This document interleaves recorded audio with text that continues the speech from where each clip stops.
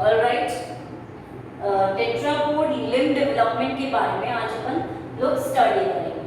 Tetrapod का मतलब हुआ कि जिनमें 4 लेग्स प्रेजेंट है, राइट। टेट्रापोड वही होते हैं और उन ऑर्गेनिजम्स में हम लिम्ब डेवलपमेंट को देखते हैं। तो लिम्ब डेवलपमेंट जो होता है वो प्रोसेस जो होता है वो कब स्टार्ट होता है?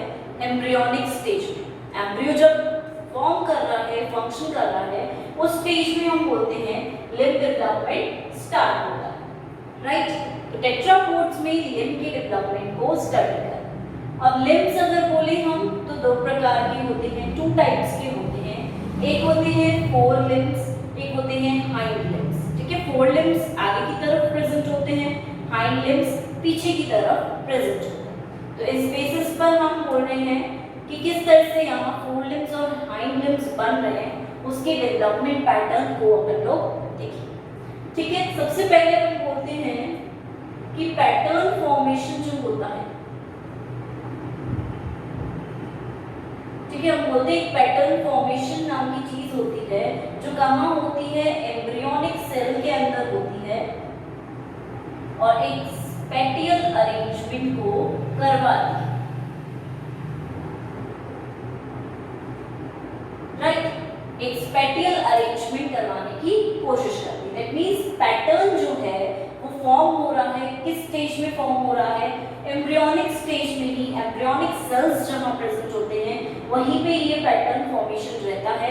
एंड देन हम बोल रहे हैं कि इस पैटर्न फॉर्मेशन का स्पेटियल अरेंजमेंट वहां पर करवाया जाए। तो दूसरी चीज जो हमें बहुत ज्यादा अट्रैक्ट करती है, एक तरह से ये देखने को मिलता है कि साइंटिस्ट में भी वहाँ डिबेट्स चल रहे हैं अलग अलग तरह के कि कैसे पैटर्न फॉर्मेशन हो। जैसे अगर हम बोल रहे हैं कि लिम्ब्स के अंदर 2 प्रकार की सेल्स हो सकती हैं, एक कॉन्ड्रोसाइट्स हो सकते हैं, एक ऑस्टियोसाइट्स हो सकते हैं। ठीक है, ये 2 टाइप्स के सेल्स प्रेजेंट हो सकते हैं एम्ब्रियोनिक स्टेज में। कॉन्ड्रोसाइट्स तो क्या करेंगे?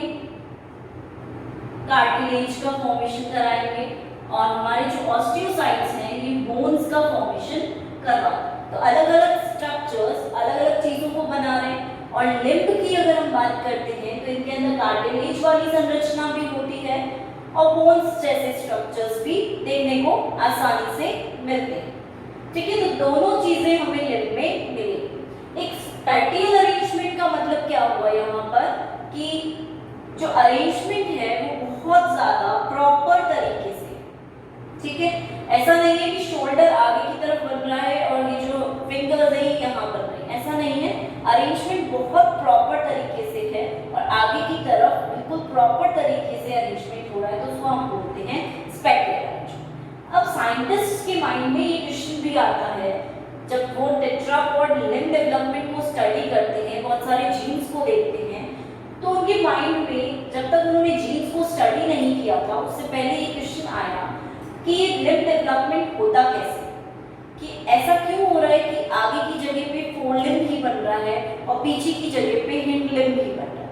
ठीक है, तो इसमें बहुत कंट्रोवर्सी रही कि ऐसा क्यों है, शोल्डर यहीं पर बन रहा है, फिंगर्स और हैंड जो है वो यहाँ पर बन रहे हैं, इतनी दूर जाकर बन रहा है। तो ये चीज बहुत उन्हें कंफ्यूज कर रही थी। तो इस चीज को उन्होंने काफी एक्सपेरिमेंट के थ्रू, सारे एक्सपेरिमेंट्स परफॉर्म किए, उसके थ्रू फिर आइडेंटिफाई किया और जिसको हम टेट्रापोड लिम्ब डेवलपमेंट में देखें। तो मोस्ट प्रोबेबली जब हम बात करते हैं तो हम बोलते हैं कि यहाँ पर लिम्ब में 3 टाइप की एक्सेस होती है। ठीक है, एक्सेस जो होती है वो 3 टाइप्स की प्रेजेंट रहती है। एक को हम बोलते हैं, फर्स्ट एक्सेस जो होती है उसको हम बोलते हैं प्रॉक्सिमल डिस्टल एक्सेस।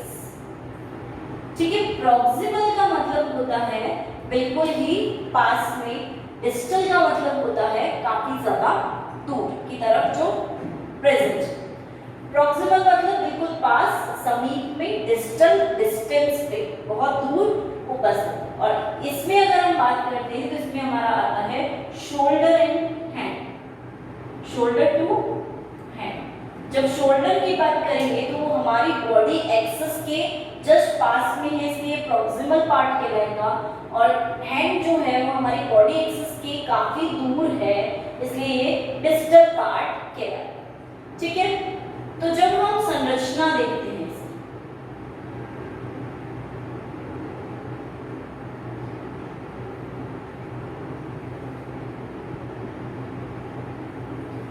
संरचना देखते समय हमें पता चलता है कि किस प्रकार की संरचना यहाँ प्रेजेंट है। ठीक है, स्ट्रक्चर कैसे प्रेजेंट है।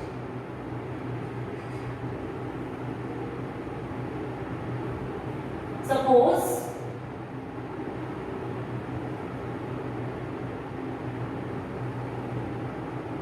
ये फोरलिंब है,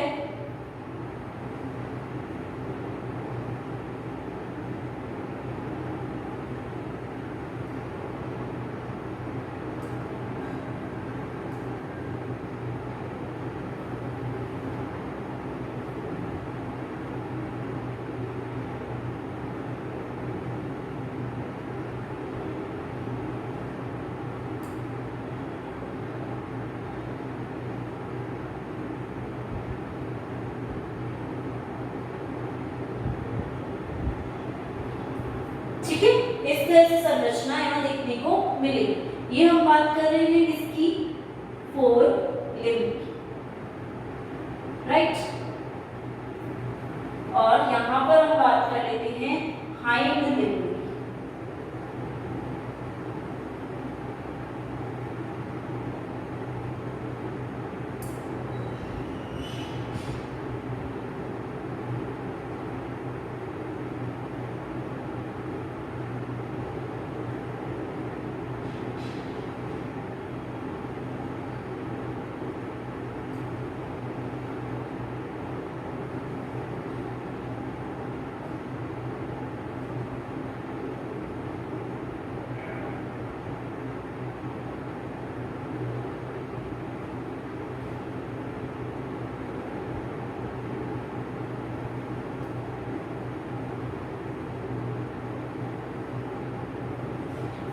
ठीक है, ऐसी संरचना हम देखेंगे।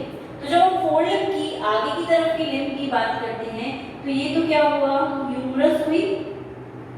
ठीक है, ये क्या हुई, रेडियोल्ना, रेडियस एंड अल्ना। ठीक है, ये क्या हुए, मेटाकार्पल्स। ठीक, और ये क्या कहलाएंगे, डिजिट्स। इसी तरह वहां बात करते हैं तो ये हुई फीमर, ये हुई टिबिया फिब्यूला, ये हुई मेटाटार्सस, है ना।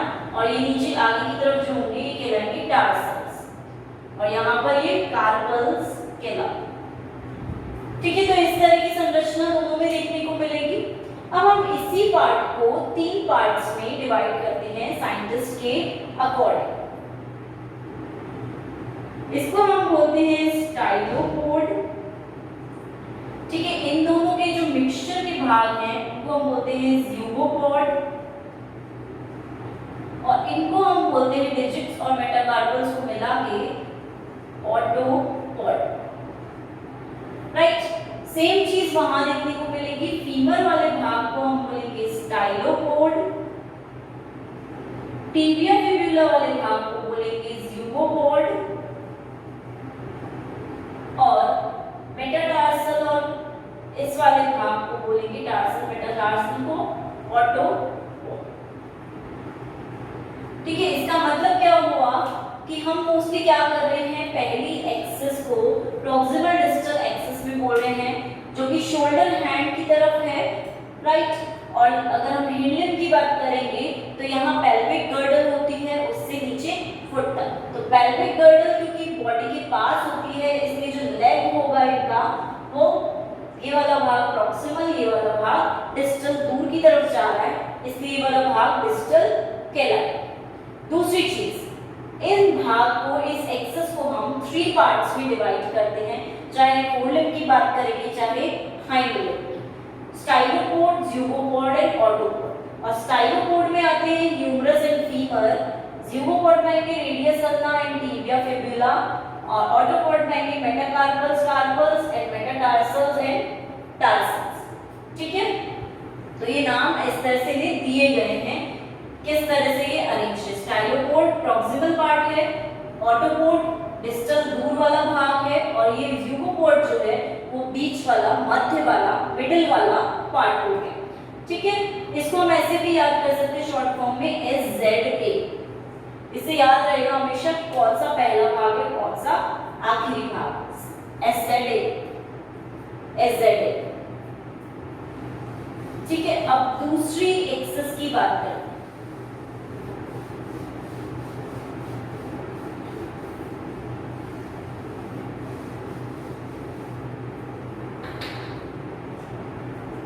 सेकेंड एक्सिस आती है हमारी एंटीरियर पोस्टीरियर एक्सिस।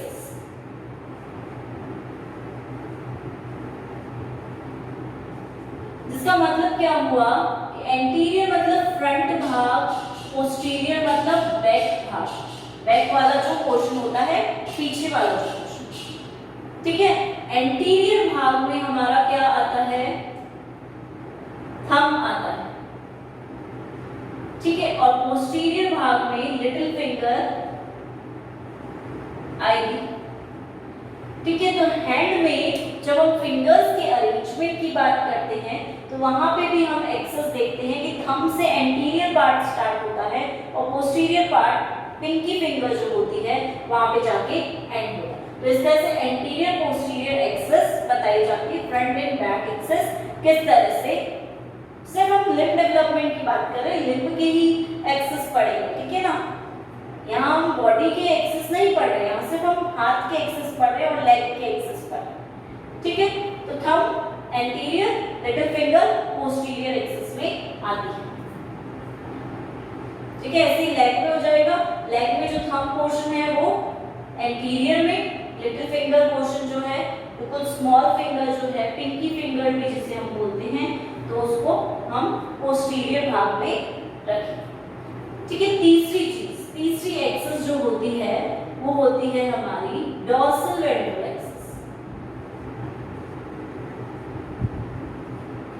ठीक है, डॉर्सल वेंट्रल एक्सिस, इसका मतलब हुआ कि यहाँ पर जो वेंट्रल भाग है हाथ का वो क्या होगा, पाम, हथेली वाला भाग, और जो डॉर्सल भाग है वो कौन सा होगा, नक्कल वाला भाग। जो नक्कल्स हैं वो किस तरफ व्यवस्थित हैं, डॉर्सल भाग की तरफ। पाम किस तरफ है, वेंट्रल भाग की तरफ। तो इस तरह से यहाँ पर 3 एक्सिस डिफाइन होती है। कुछ साइंटिस्ट चौथी एक्सिस को टाइम बताते हैं। ठीक है, टाइम को भी एक एक्सिस में रखते हैं, लेकिन यहाँ हम उसकी बात नहीं करेंगे। यहाँ सिर्फ 3 एक्सिस होती हैं, proximal, distal, anterior posterior and dorsal ventral. अब ये एक्सिस तो डिफाइन कर दी गई, पर सबने ये साइंटिस्ट में डिस्कशन हुआ कि इस एक्सिस का तो डिफिनेशन हो गया कि ये एक्सिस होती हैं हाथ में, लेग में, लेकिन क्यों बन रही है ये एक्सिस, इतना प्रॉपर एक्सिस फॉर्मेशन हो क्यों रहा है।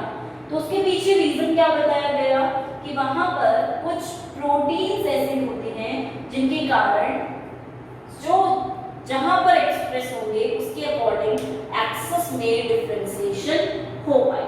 ठीक है, तो अलग अलग एक्सिस के लिए अलग अलग प्रोटीन्स का नाम दिया गया था। तो यहाँ पर डिस्टल प्रॉक्सिमल एक्सिस भी देखिए। ठीक है, तो डिस्टल प्रॉक्सिमल जो एक्सिस है नॉर्मली उसके लिए हम बोलते हैं कि इस एक्सिस के लिए यहाँ पर FGF जो होता है, फिब्रोब्लास्ट ग्रोथ फैक्टर, ठीक है, इसका नाम दिया गया कि FGF रिस्पॉन्सिबल होता है इस एक्सिस। एंटीरियर पोस्टीरियर एक्सिस के लिए बोला गया कि यहाँ पर SHH सोनिक हेजहॉग जो होता है वो रिस्पॉन्सिबल होता है। ठीक है, इसको हम बोल सकते हैं fibroblast growth factor protein. SHH को बोल सकते हैं सोनिक हेजहॉग। और ये जो हमारी डॉर्सल वेंट्रल एक्सिस है इसके लिए रिस्पॉन्सिबल है WNT7A प्रोटीन। राइट, तो इस तरह से 3 प्रकार के प्रोटीन्स थे जो 3 एक्सिस को डिफाइन करते हैं, fibroblast growth factor, sonic hedgehog and WNT7A, जो तीनों अलग अलग एक्सिस पे वर्क करते हैं। एक और चीज जो हमने बोली कि क्यों ऐसा हो रहा है, उसके पीछे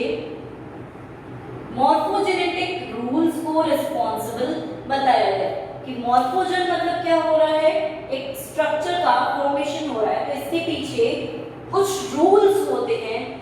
उन रूल्स के आधार पर बोला गया कि ये रूल्स मिलकर एक मॉर्फोजेनेसिस को, एक स्ट्रक्चर को बना। तो इनमें कुछ रूल्स होते हैं, उसी के आधार पर फोल्डिंग या हिंडिंग का डेवलपमेंट होगा, राइट। तो हमने देखी 3 टाइप ऑफ एक्सेस।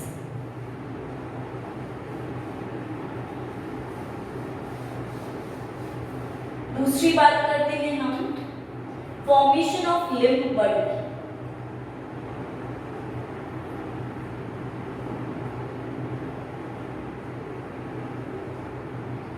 जब फॉर्मेशन ऑफ लिम्फ बड की बात होती है तो इसे डिफरेंट पार्ट्स में डिवाइड किया जाता है, और फर्स्ट पार्ट इसका आता है स्पेशलाइजेशन ऑफ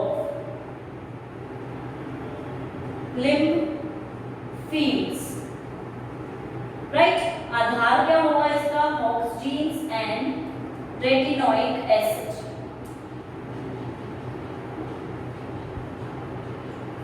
ठीक है, लिम्फ फील्ड्स को कैसे फॉर्म किया जा रहा है, कैसे उनका स्पेशलाइजेशन हो रहा है। तो दूसरी चीज हम जो देखेंगे वो ये देखेंगे कि कहां कहां ये वर्क कर रहे हैं, किस तरह से ये वर्क कर रहे हैं।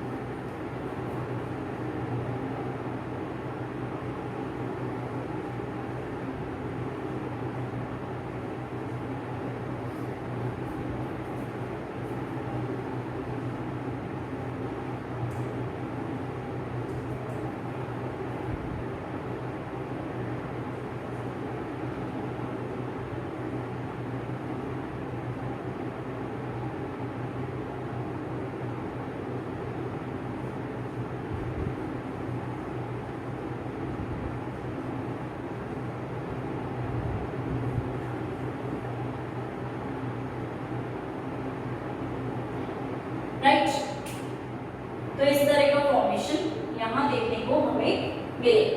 जब स्पेशलाइजेशन हो रहा है लिम्फ फील्ड का, इसका क्या मतलब हुआ कि सबसे पहले हम लिम्फ बड्स की बात करें। कितने लिम्फ बड्स बॉडी में बनते हैं? 4 टाइप के लिम्फ बड्स बॉडी में फॉर्म होते हैं। 4 लिम्फ बड्स एक एक्सिस के दोनों तरफ प्रेजेंट रहते हैं और अपोजिट साइड्स बिल्कुल एक दूसरे के आमने सामने, ताकि दोनों हैंड्स जो हैं वो एक ही जगह से फॉर्म हो और दोनों लेग्स जो हैं वो सिमेट्रिकली एक ही जगह से फॉर्म। ठीक है, जब हम हैंड की बात करते हैं तो हैंड हमारा मिरर रिफ्लेक्शन शो करता है ना। मिरर रिफ्लेक्शन है, मिरर फॉर्मेशन है कि यहाँ पे थंब है तो इधर भी ऊपर की तरफ ही थंब है। ठीक है, अब इधर हम देखते हैं तो थंब इधर है और थंब इधर भी है, तो एक तरह का मिरर फॉर्मेशन है यहाँ पर। ऐसा नहीं है कि थंब इधर है तो यहाँ पे भी थंब उधर ही। ठीक है, तो यही चीज हम देखते हैं। 4 लिम्स हैं, एक्सिस के दोनों तरफ हैं, अपोजिट साइड में प्रेजेंट हैं, ताकि प्रॉपर्ली सही जगह पर फॉर्मेशन हो। सेकेंडली हमने यहाँ पे बात की हॉक्स जीन की, राइट। तो हॉक्स C6 जो है, ठीक है, हॉक्स C6 जो है ये जीन कहाँ पर होता है? First thoracic vertebra, first thoracic segment जो होता है वहां पर एक्टिवेट होता है, जिसके कारण क्या होगा? लिम्स का फॉर्मेशन आसानी से होगा। दूसरी चीज जो लेटरल बर्ड मेसोडर्म है, जिसे हम बोलते हैं लेटरल प्लेट मेसोडर्म, इससे हम देखते हैं कि यहाँ पे लिम्फ फील्ड जनरेट की जाती है इस रीजन से, इस भाग से लिम्फ फील्ड जनरेट की जाती है, बनाई जाती है। और जब लिम्फ फील्ड बनती है, ठीक है, लिम्फ फील्ड का मतलब क्या हुआ, जहाँ से लिम्फ का फॉर्मेशन हो। तो लिम्फ फील्ड बनने के बाद उसमें जो मायोब्लास्ट सेल्स होते हैं वो वहां से माइग्रेट करके क्या बनाते हैं, सोमाइट्स को बनाते हैं। और ये सोमाइट्स बाद में जाके अर्ली बड बनाते हैं, लिम्फ बड फॉर्म करते हैं। तो इस तरह से संरचना रहती है कि सबसे पहले लेटरल बड, लेटरल प्लेट मेसोडर्म जो है वहां से लिम्फ फील्ड बनती है, लिम्फ फील्ड से फिर मायोब्लास्ट सेल्स होते हैं, मायोब्लास्ट सेल्स माइग्रेट करके क्या बना रहे हैं, सोमाइट्स, और सोमाइट्स से देन लिम्फ बड का फॉर्मेशन। दूसरी चीज हम यहाँ ये भी मान के चलते हैं कि जो रेटिनोइक एसिड है वो भी रिस्पॉन्सिबल है लिम्फ फील्ड को जनरेट करने की, ठीक है। और रेटिनोइक एसिड के कारण लिम्फ बड की जो ग्रोथ होती है वो काफी ज्यादा इंक्रीज हो सकती है, राइट। दूसरी चीज ये भी बोलते हैं कि हैंसन नोड जो है ये सोर्स है रेटिनोइक एसिड का, ठीक है। इस हैंसन्स नोड से रेटिनोइक एसिड जो है ये हमारा सिक्रीट होता है, ठीक है। इसी से सिक्रीट होता है रेटिनोइक एसिड, और रेटिनोइक एसिड सिक्रीट होने के बाद लिम्फ बड में आउटग्रोथ या डेवलपमेंट ज्यादा देखने को मिलता है, ठीक है। तो ये चीज हमें क्लियर है, लिम्फ फील्ड दो चीजों की वजह से बन रही है, ऑक्सीन्स और एक रेटिनोइक एसिड्स। इन दोनों के फॉर्मेशन के कारण, इन दोनों के एक्टिवेशन के कारण हमारी लिम्फ बड का फॉर्मेशन भी होता है, ठीक है। ये तो है फर्स्ट स्टेप लिम्फ बड के फॉर्मेशन में, किस तरह से स्पेशलाइज किया जा रहा है cells, lateral plate mesoderm special. दूसरी बात करते हैं हम, दूसरे पॉइंट की बात करते हैं, तो introduction of early limb bud. Early limb bud का इंट्रोडक्शन किस प्रकार से होता है, इसको हम बोलेंगे रिस्पॉन्सिबल होता है FGFs के कारण।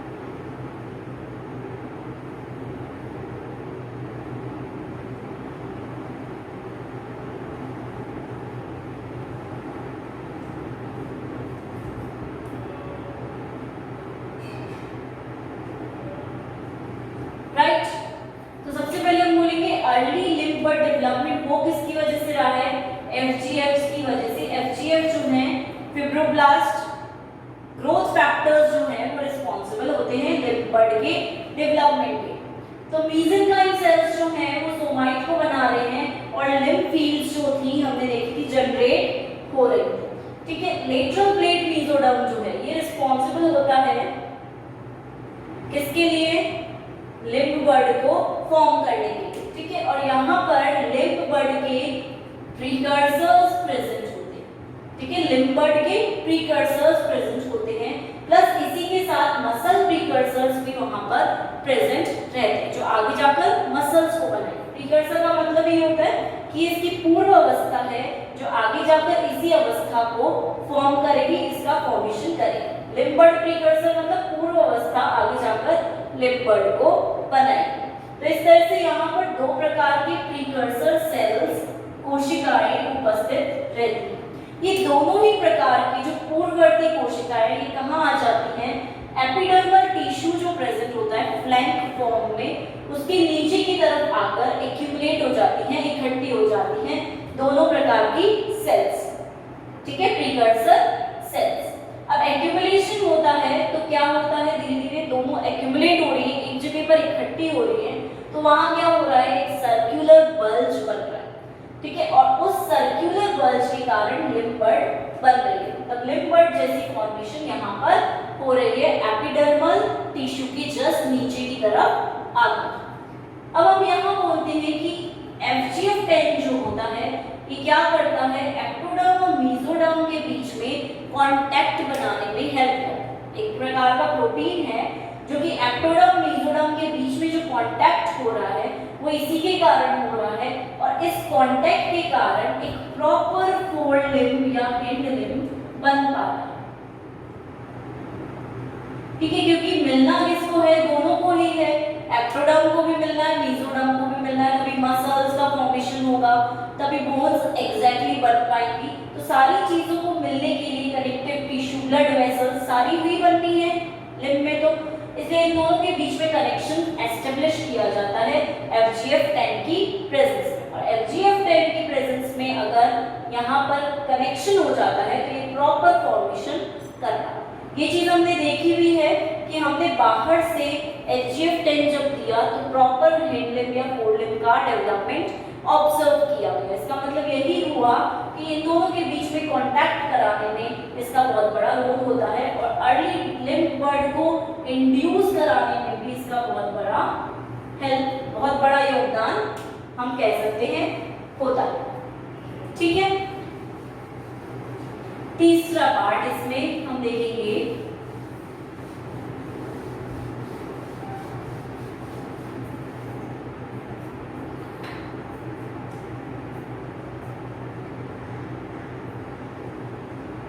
Specification of four limb and hind limb. ठीक है, इन दोनों का स्पेसिफिकेशन किस प्रकार से होता है। इनके लिए जीन्स रिस्पॉन्सिबल होते हैं TBX4 एंड TBX5। इन दोनों जीन्स के आधार पर स्पेसिफिकेशन देखा जाता है। एक चीज जो हम देखते हैं वो देख लेते हैं, फिर हम आगे बढ़ेंगे।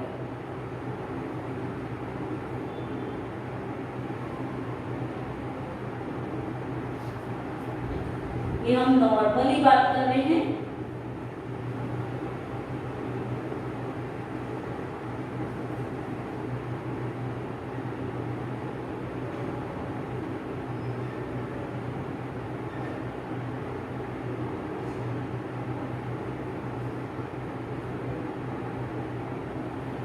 ठीक है, यहाँ पर सोमाइट्स प्रेजेंट है।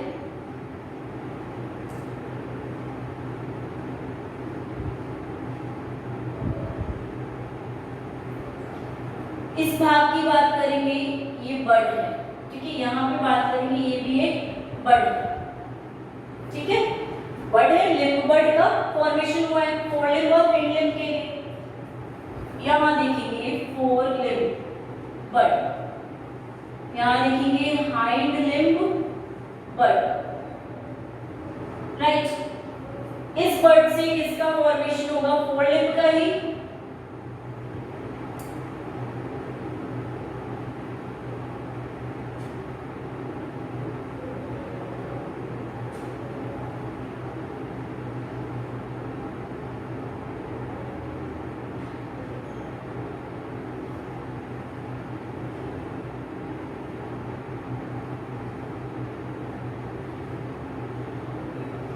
ठीक है, फोर लिम्ब यहां से बने।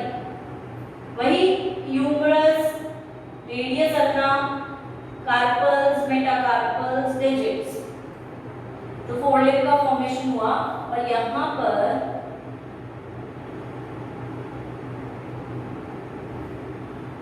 फेदर का फॉर्मेशन भी हो जाएगा।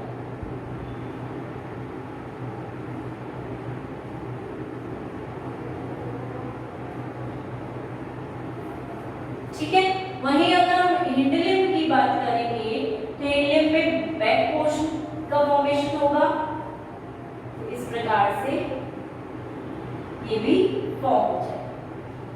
ठीक है, वहीं फीमर, टिबिया, फिब्यूला की संरचना, ठीक है, टार्सल्स, मेटाटार्सल्स बनेंगे।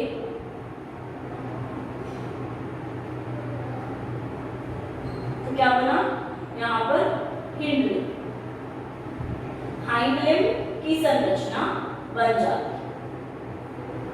ठीक है, और यहाँ पे पोस्टीरियर पोर्शन बनता। ठीक है, पोस्टीरियर पोर्शन बन जाता। क्लियर? नॉर्मल जब लिम्फ बड्स बन रही हैं चार, उनसे ये फॉर्मेशन हमें देखने को मिलता है। लेकिन अगर एक यहाँ पर हम कहीं नॉर्मल नहीं होके एक्सपेरिमेंटल कंडीशन परफॉर्म करते हैं और उस एक्सपेरिमेंटल कंडीशन में हम क्या देख रहे हैं कि हम यहाँ पर FGF बीड डाल रहे हैं। ठीक है, FGF की बीड हमने यहाँ से बाहर से एक्टोपिकली ऐड की है,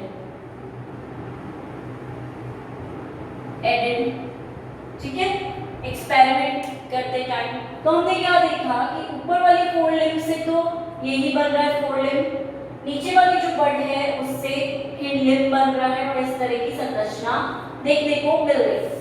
लेकिन इस रीजन से, इस FGF बीड से भी हमें एक संरचना देखने को मिली। FGF बीड का मतलब क्या हुआ कि हम उसे fibroblast growth factor Beed form में एक छोटी सी संरचना के फॉर्म में बाहर से दे रहे हैं। टॉपिकली मींस बाहर से प्रोवाइड करा रहे हैं। तो यहाँ हम क्या देखेंगे, सपोज ये फर्स्ट कंडीशन थी, ये सेकंड थी, थर्ड कंडीशन में, बीड कंडीशन में हम क्या देखेंगे, यहाँ देख लेते हैं, यहाँ से भी एक संरचना बनेगी। इसको हम बोलेंगे पहली बात तो FGF बड। ठीक है, FGF के कारण आई है इसलिए FGF बड, और यहाँ पर जो संरचना देखने को मिलेगी वो होगी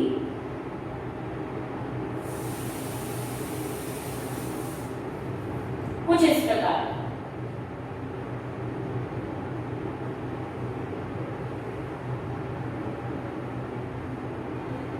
राइट, ऐसी संरचना देखने को मिल सकती है।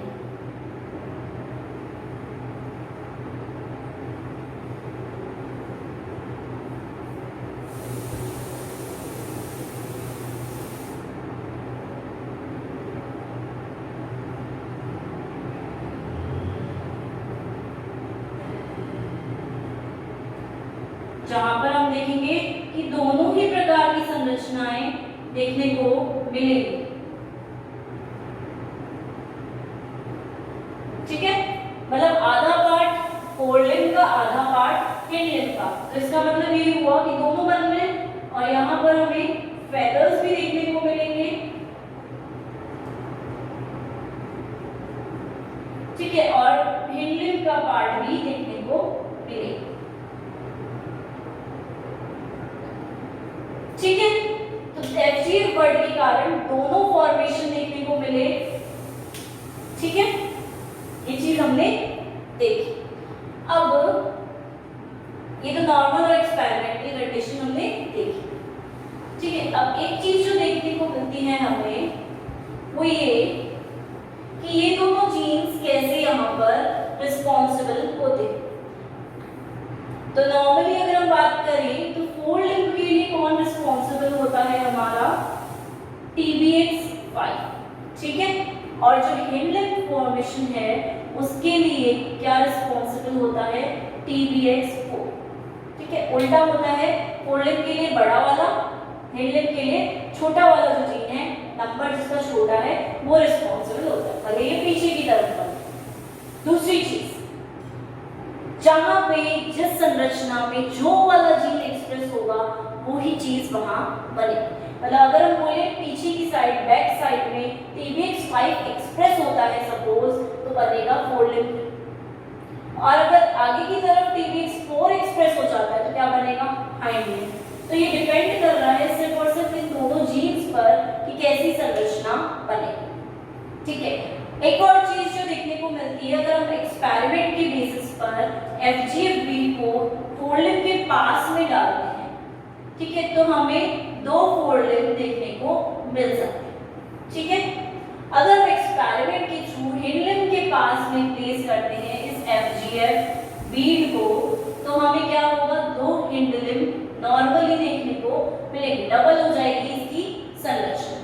ठीक है, लेकिन अगर हम FGF बीड को इन दोनों के बीच में प्लेस करते हैं तो हमें उसके अंदर हिंडलिम्ब संरचना भी देखने को मिलेगी और फोरलिम्ब संरचना भी देखने को मिलेगी। तो दोनों ही संरचना, यहाँ से भी जीन्स आ रहे होंगे एक्सप्रेस होके, यहाँ से भी जीन्स आ रहे होंगे एक्सप्रेस होके, तो दोनों का कॉम्बिनेशन वहाँ देखने को मिल सकता है बीच वाले भाग। लेकिन क्योंकि ऊपर की तरफ सिर्फ यही जीन आसपास एक्सप्रेस होगा, इसलिए एक और फोरलिम्ब वहाँ देखने को मिल जाए। तो इस तरह से लिम्ब बट जो है उसका फॉर्मेशन यहाँ पर परफॉर्म करवाया जाता है और यहाँ पर इस तरह से ये फॉर्म होते हैं। क्लियर है, TBX5 हमेशा फोरलिम्ब के लिए होगा, जहाँ पर भी ये जीन एक्सप्रेस होगा फोरलिम्ब ही बनेगा। तो ये जीन ही रेगुलेट कर रहा है इसके फॉर्मेशन को। ऐसे ही TBX4 के लिए हिंडलिम्ब है, तो ये हिंडलिम्ब वाला जीन है और यही जीन हिंडलिम्ब के, दैट मीन्स हम बोल सकते हैं फीमर के फॉर्मेशन को रेगुलेट कर, और इसके आधार पर आसानी से ये फॉर्मेशन हो पाते हैं।